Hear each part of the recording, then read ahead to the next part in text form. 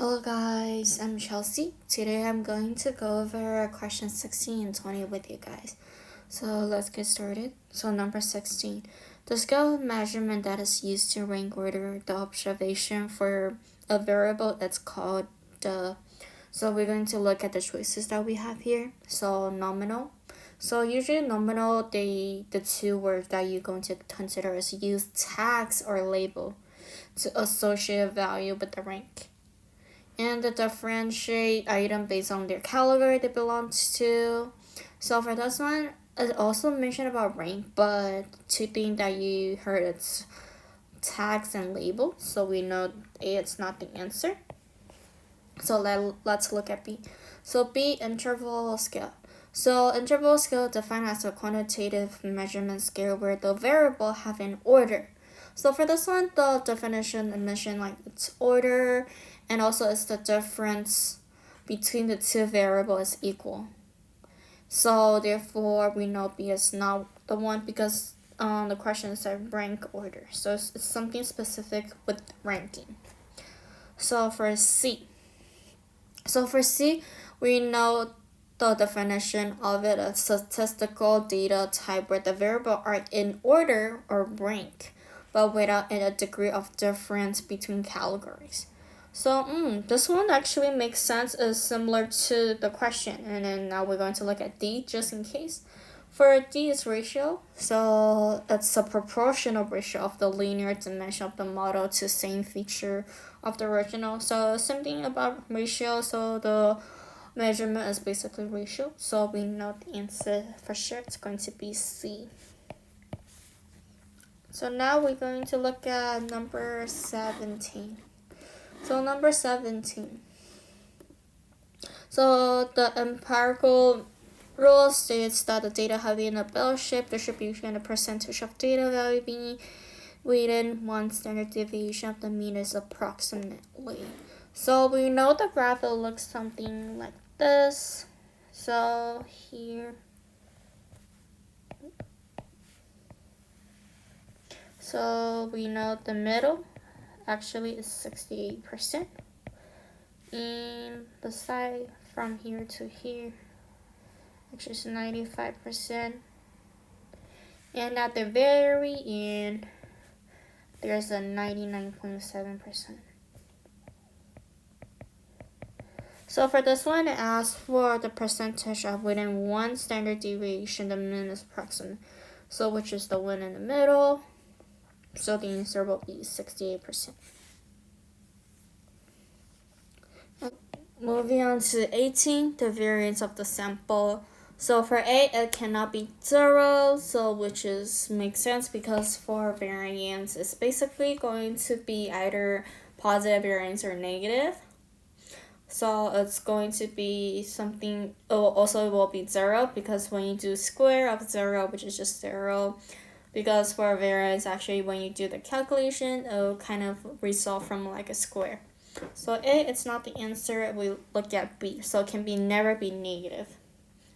So which is correct is because when you do square, the number will never end at negative.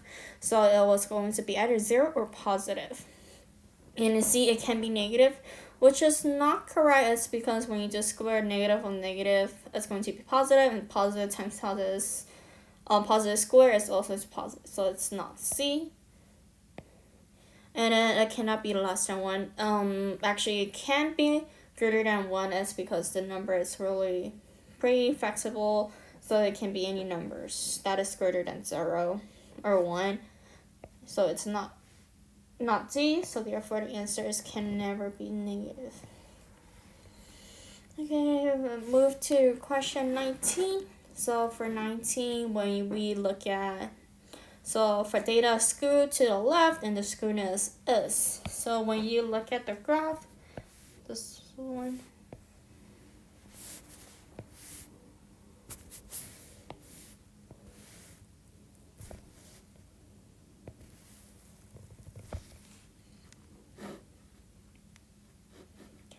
So for skewed to the left or skewed to the right, so this one is skewed to the right, and then this one is skewed to the left. So when we look at square to the left and right, we note that for the one that is skewed to the right, it means that the right tail of the distribution is longer than left. So this is the tail and greater than the left side. So the skewness is going to be negative. And then the data that negatively skewed to the left, it's going to mean the left tail is longer on the left side.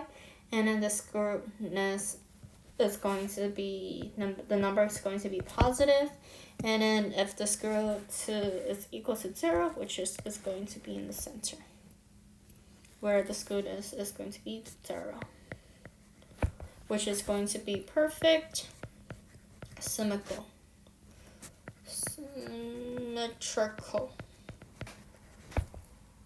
So for this one, our answer is going to be negative. Okay.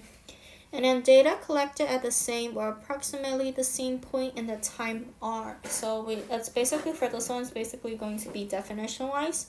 So now we're going to look at it. So the first one we have is time series data. So what is time series data? Which is the data that is recorded over consistent interval of time. So it's going to be, data is going to be something like this, something like that. And which is not, so it's not connect the data at the same time or approximately the same point in the time. So not this one. So cross selection. So cross selection, we know is going to be study population and statistic and economic, something that we always use. So it's a type of data that collect by observing many subjects.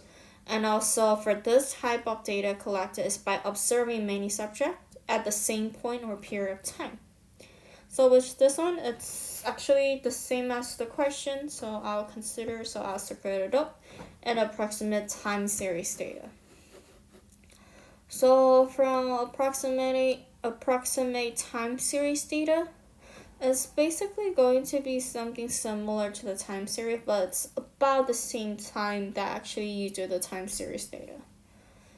And then it's going to be recovered during consistent interval of time. And then for the next one, and we have the approximate data. So approximate data, it's also going to be something, it's the average of lowest and highest value in the group. So which is not going to be the same point in time, or they're not even the same. So this is not the answer, so therefore our answer will be D.